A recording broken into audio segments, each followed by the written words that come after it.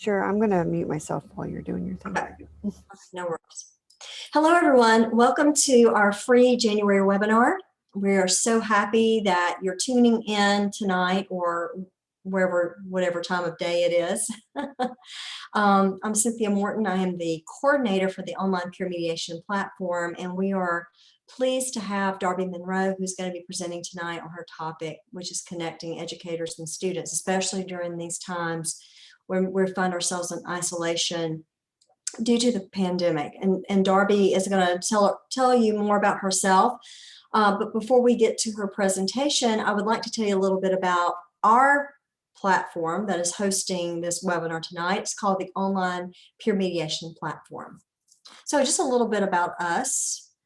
This is our team, and Darby is on our team, and we're really pleased to have her.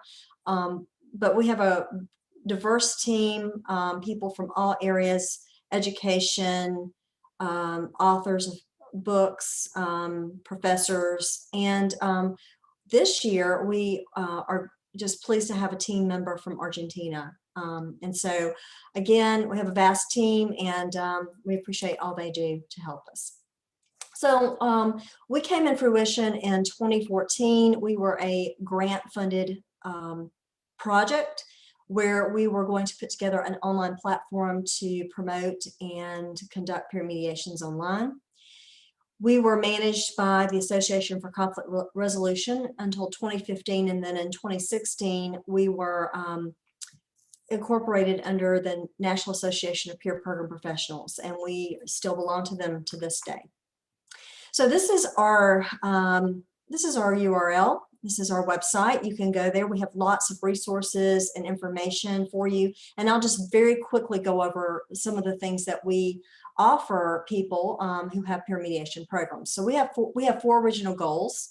Provide online resources on peer mediation, and you can find things from research to curriculum to standards. By the way, there are peer mediation standards. I don't know if you know that or not, and different types of media. We also help schools who need training for their students. We actually created 10 online modules for peer mediation, and so this is really a good source for training and also an addendum to training, especially if you don't know what you're doing. If you're starting a peer mediation program, your principal comes to you and says, hey, start a program, and you're like, I don't know how. This might be very helpful. Thirdly, we help students with their skills development by doing some role plays and scenarios. And so we really teach students, you know, how to use the skills that they learn in peer mediation through simulations. And fourthly, and I think we're getting closer to this goal, we really want to conduct peer mediations online, where you have a student that lives in California and one lives in Florida, and they're coming together and they're actually providing peer mediation services for students who do not have peer mediation programs in their school. And of course, student safety is always the most important thing for us, because we never have contact with students. We always go through the coordinator at the school. We're always looking for partners, and so we're looking for school peer mediation coordinators, qualified trainers, mediation centers who would like to get involved with us and help. Here's some additional services that we started in 2016. We offer a 32-hour peer mediation coordinator training. If you are interested in starting a peer mediation program, but you're like, I don't even know what to do, we do have that certificate program, and you would become certified in peer mediation. We offer organizational conflict resolution training for organizations. So let's say you have an organization that's in conflict. We do that type of training as well. We have a restorative teacher-student mediation. If you have a lot of conflict between your teachers and students, there is a training for that, or if you're looking for an advanced training for your mediators. Mediator mentoring training for college students who are interested in being mentors for high school and middle school students, and coaching and helping them with their role plays. And then we have some new services or new trainings that we're offering. For example, if you actually, now that we're all online in some form or fashion, and you're actually interested in taking your peer mediation group online and doing online mediations, we will help you be able to do that, because often people are like, I don't even know how to do that. And lastly, coming in fall of 2022, we will be hosting an international peer mediation tournament. And so wherever you're at, if you have a peer mediation team and you want to show off your skills and compete against other peer mediators, that would be for you. And so that information will be on our website shortly. You can view other past webinars. Darby's done webinars for us, and we have other people over the years that have done webinars. So you can always access those webinars on our YouTube channel. There it is, right there, our YouTube channel. And lastly, this is where you can reach us, peermediationonline.org. So enough about us, and now we're moving on to Darby. So Darby, take it away.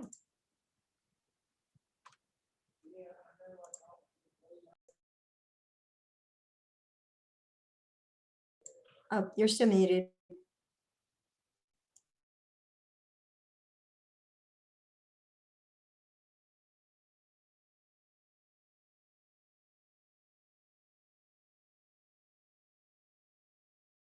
Sorry about that.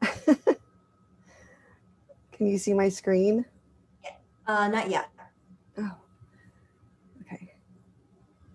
It's not allowing me to share my screen. Oh, hold on one second.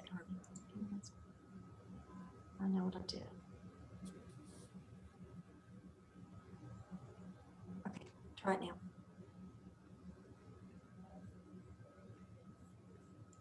Okay.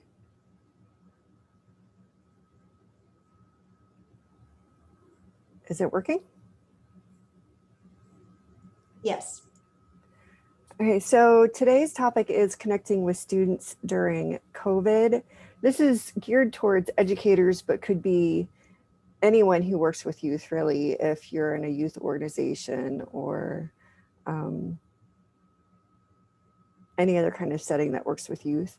And a little bit about me, I am currently teaching online at several different schools, including Accelerations Academy, which is an alternative school in Johns Hopkins, and a local state college, and at Nova Southeastern University. So I'm an educator. I'm also a certified mediator. I am a conflict coach, an artist, and adventurer. My business is Trauma Informed Solutions, and I am currently working on Calm Conflict, which is a nonprofit I am doing research on for my dissertation in conflict resolution. So our objectives in this webinar are to understand why connection should be the primary focus for teachers during COVID. I don't think it's going anywhere for a while, so we need to learn how to prioritize what we're doing with our students in and out of class, and learn how to connect with students and caregivers both in and out of school. So why connection should be the primary focus? I did touch on this in a separate webinar. If you want to look at the OPMP YouTube channel, I go much more into depth on this there. But a main component for trauma-informed pedagogy, teaching and learning, is connection.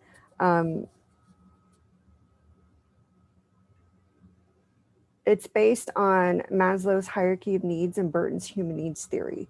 So it's basically the foundation for, like, if students are connected with their teachers, it builds trust and it lays the foundation for them to feel safe. So that they are able to learn, because especially right now with not only COVID, but with politics and things that are happening with social justice, students may not be able to concentrate and focus and feel safe, whether they're physically in school or learning at home. So if teachers and administrators and the people that are working with youth find ways to connect with them, they can help them to regulate their nervous systems, and then they will feel safe enough to actually access the parts of the brain where learning happens. So if you want to know more about brain-based learning, definitely watch the other webinar. So teachers can use this brain science to change the way that they think about and connect with their students. If their sole focus going into the classroom is, well, I have to get through these standards and I have to prepare them for a test, it's not necessarily going to end up well. And if they think about how the brain functions, like the Dan Siegel's hand model of the brain, I go back to this a lot. If teachers think about, like students might be stuck in the brainstem or in the hippocampus where all the fight, flight, or freeze is, if they can connect with their students and help them to regulate, then they can get to the prefrontal cortex where the thinking and learning happens. So I approach my students that way. Many of my students do have high needs, things going on in their lives that are out of their control.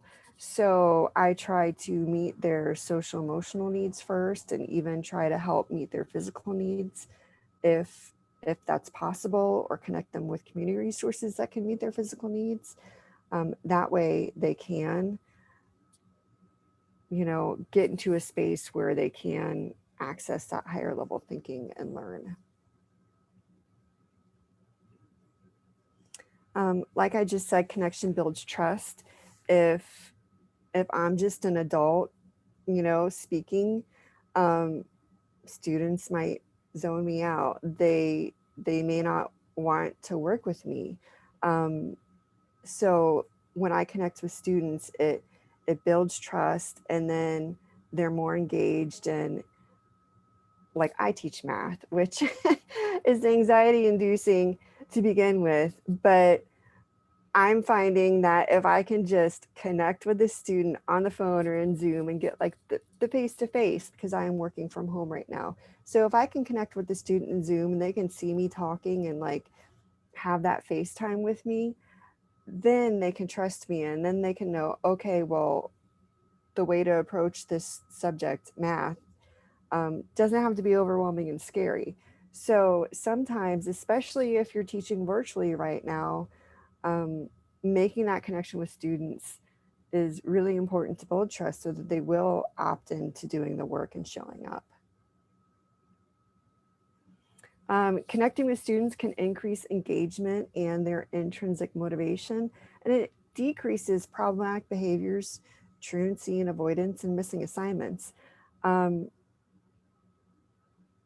I've noticed with my students that the more consistently I try to connect with them, even if they don't respond to a text message or answer the phone, they do tend to show up more and get the actual classwork done.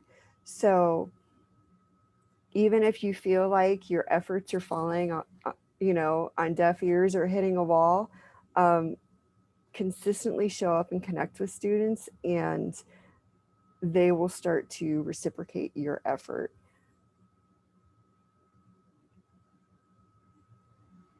I think it's important to say that you should build time for connection and relationships in and out of class. And if you're physically in school, this could look like peer mediation, or it could look like a circle. When I was teaching in person, I started every single class period off with a 10-15 minute circle, and we would play card games and hang out, and it would be a time for students to decompress and leave everything outside of the classroom behind, and then they were ready to focus. This could happen in a virtual setting in Zoom. You could spend the first 5 to 10 minutes just hanging out, checking in, letting students draw on the board, playing some sort of icebreaker game.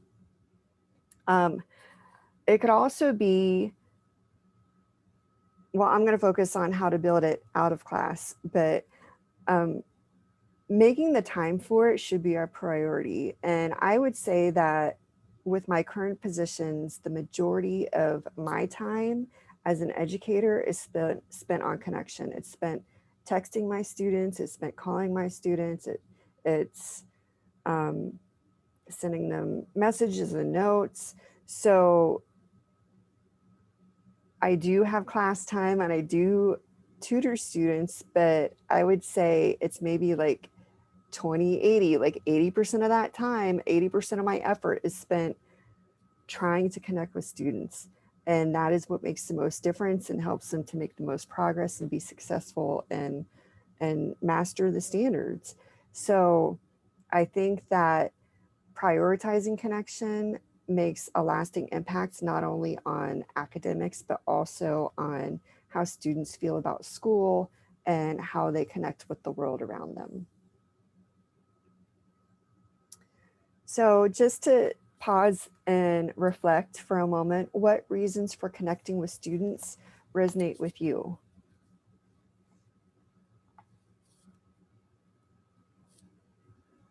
For me, I think it's important to, like, if I'm going to answer this, um, a light bulb moment for me is just understanding like the brain-based science. If I connect with a student, it can help them to be able to be in a place where they can learn. So often we don't think about that, but that's why I spend so much time on connecting with students. And I apologize, there's a train going by. So now to the nitty gritty, how to connect with students and caregivers both in and out of school. I mentioned caregivers because students don't always live with their biological parents. They could be in foster care or a group home setting. We never know what students are going through unless there's a case file or unless we actually have connected with them. So and it's not just caregivers. I have to add, like, I work with teenagers, so connecting with people that are involved in students' lives may look like their employers, like how can I connect with the student's employer so I know when they are available to do schoolwork or if they can take time off to take a test. Sometimes I have to interact with probation officers because many of my students have been, you know, involved with the law and they're on probation for whatever reason. So think about the village that surrounds a student. And I'm going to go over ways that we can interact with the village that surrounds our students. Because sometimes it takes more than just being with a student in class, whether that's online or in person. We may need to contact a whole bunch of people to try to support that student and help them to be successful. And this may not be the case you think in elementary school, but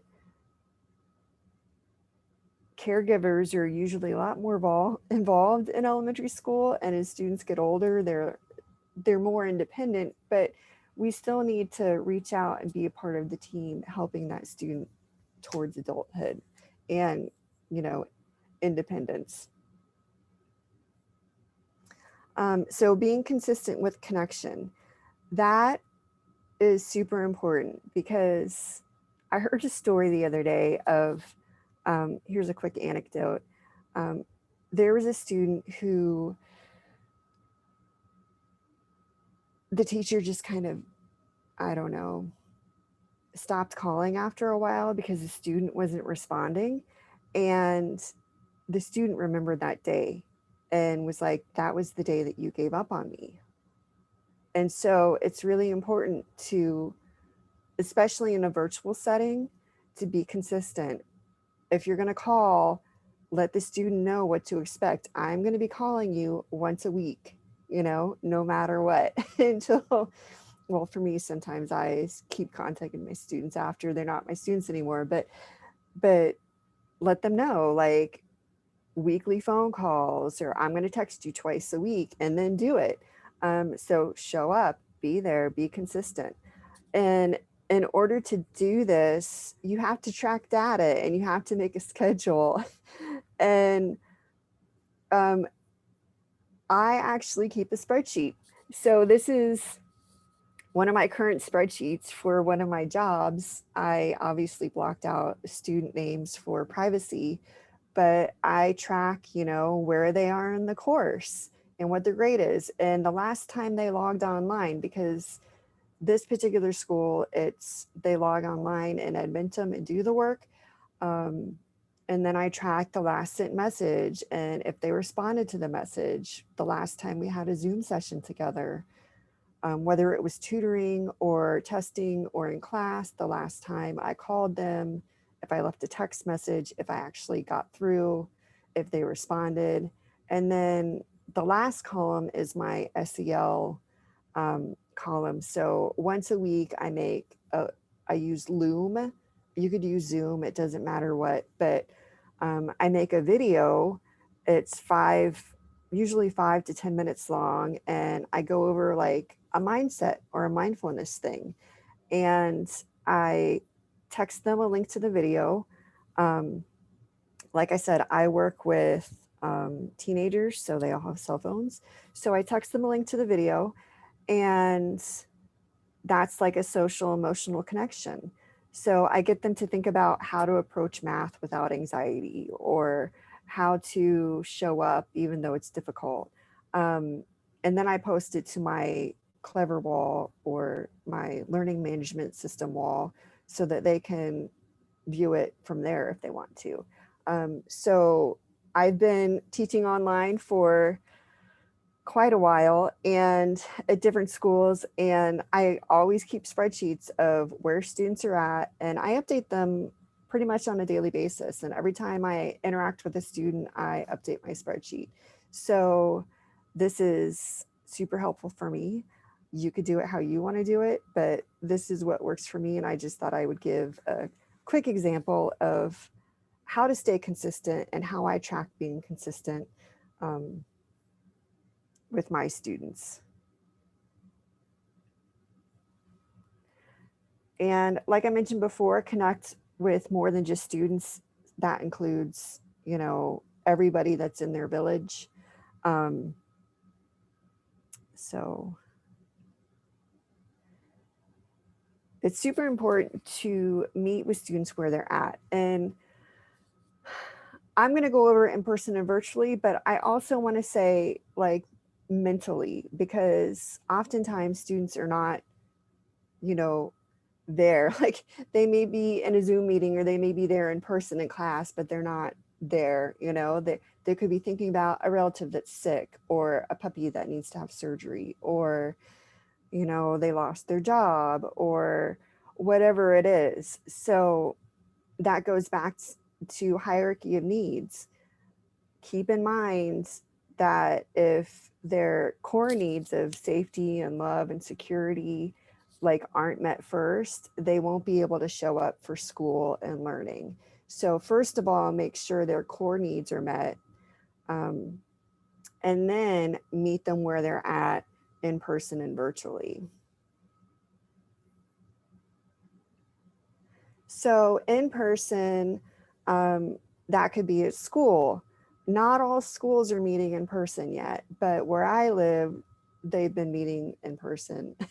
So if you're at school, make sure you make time in class for, students to regulate their nervous systems. That could be circles, that could be playing games, that could be check-ins or um, icebreakers, or just having a one-on-one with students or small groups, to talk about what's going on, how they feel. It's really beneficial to make time for this each and every class period. Um, Home visits are another way to meet with students in person. Of course, because of COVID, we want to make sure that we're being super careful, wearing masks. If you were doing home visits, you can schedule them in advance, or you could just do pop-up surprise visits. But of course, expectations should be clear at the beginning of whenever you start something. So if your school does implement home visits, make sure that it's approved by the school and that um, you let the caregivers know, like, we do home visits, we will be stopping by. I know pre-COVID, a lot of families would invite a teacher over for dinner as a great way to get to meet the teacher and spend time with one another. So, and it doesn't have to last long. A home visit could be a knock on the door, hey, how you doing? Or it could be a drive-by. I know a lot of teachers during COVID have done drive-bys or like read to students out of their cars. Um, but do what's within your realm of possibility. Don't go above and beyond if you're already super stressed and taxed. Like, definitely take care of yourself first. At work, this is if your students are old enough to work. My students are. I was talking to a student of mine the other day who works at Chipotle, who I might pay a visit to and have her bring my food out to my car. We will see. Um, I have I had a past student who worked at Starbucks. Well, still works, but he's out of state now. But I would visit him at work. So I have another student that works at a garage. I've had my vehicle worked on at that garage as a way to engage with that student. So if you do have teenage students that do have jobs, think about ways that you can maybe pop up at their work, whether it's a restaurant or, you know, an oil change place. Um, they always really appreciate that. And then extracurriculars. So if your school is having sports in person, of course, wear a mask, be safe, but show up at their games.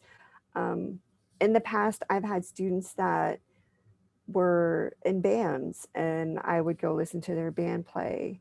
Um, but like I said, don't do anything that's not safe or put you outside of your comfort zone because of COVID. I just, there could be online extracurriculars like an online debate or online concert. So connecting with students in person these ways just lets them know that there's like one extra caring adult that shows up for them, and it really goes the distance when it comes to them reciprocating the effort you put into your relationship. They reciprocate that with showing up and working in class.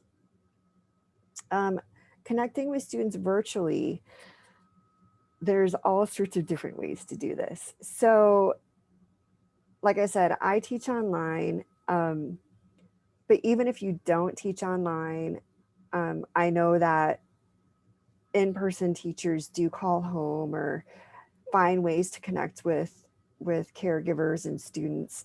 So phone calls, you could use your regular phone number if you're okay with that, which I have done in the past. You can use a Google Voice number.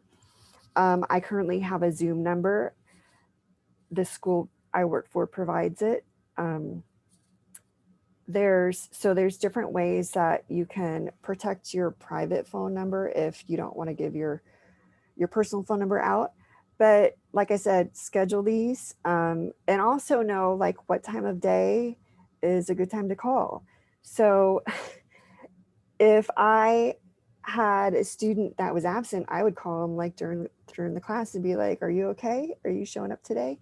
Some of my current students work during the day, so 9 o'clock at night is a good time to call them. Um, find what works for your particular students and families. Like, in the same thing, like not all caregivers can be reached during the day because of work. So maybe a 6 o'clock call would work good for them. Text messages. Like I said, you have your regular phone, Google Voice, you can text, Zoom, you can text through if you have the paid plan. And I try to text my students on a daily basis. So you could do a group text for like an entire class. You could do copy and paste, which doesn't really take that long. If it's individual, you could do a group text with a student and their caregivers, especially if you're trying to hold them accountable. And I don't text only words and messages. Like I said, I text a Loom video, or I might text them a graphic. I have examples of this on the next slide. So, and then you could have like theme days where like Monday motivation or Thursday thoughts. Like, think of ways that you can send messaging out to your students surrounding your topic or subject that you teach. And then message boards could be built into your learning management system. It could be something that's like on Google Classroom or Canvas. So, or Blackboard, whatever system you're on. But that's an easy way to connect with students and have like ongoing messages and what's a bright point in your week, or look at my pet dog. Students love sharing their pets or their sports or activities. So message boards are a great way to connect. Live video, like a Zoom meeting or Adobe Connect or whatever it is, like actual class time could be good. I like to do planning sessions. I like to have circles. I like to just meet in live video. Like FaceTime, is a lot better than like an actual call. Students really like to do that. Recorded video, you can record in Loom or on Zoom and then post the link and share it. It could be on content, or it could be like what I do with personalized messages to individual students. I do personalized feedback to individual students on Loom. Or I do like the mindset videos and mindfulness videos. I do share a bit of mindfulness videos over on my Instagram site. If you want an example of that, I record them while I'm hiking. But the ones I do to my students are usually in my home, sitting right here, just like this. And I talk about struggles that I noticed they're having in class. And they really like those. It takes 5 minutes, and then I share the link. And it's a great way for them to get to know me as a teacher, which is often the hurdle that, like, I don't know her. If you're teaching online, your student's like, I don't know you. So it's a great way for them to get to know you by sending them quick recorded videos. Software that you can use to connect with your students could be something like Slack or Flipgrid, Mighty Networks. There's a lot of different software available. You might want to make sure it's approved by your school district. VoiceThread is another one. Social media, if you're allowed to be on social media for your school. I know some teachers have like a YouTube channel or Instagram or Facebook, or they might have a private group for the caregivers of their students. So that's a way to stay connected. And like I already mentioned, the learning management system, a lot of them have adaptability to where you can create it into like your own little classroom. But if that's like your main avenue for connecting with students and interacting with them, you can integrate, discussions and video prompts, and video feedback is a way to connect with them. And also email, but students don't really check email, so I didn't add that on there. Okay, so these are two recent photos or graphics that I shared with my students in the past week or two. And I made them in my school colors, and use like my school, phrasing for it, like own your success is one of the Acceleration Academy phrases. So that was actually shared on their social today. And I texted it out to my students with a little message with, goal setting for the day. And then this other picture is me skateboarding.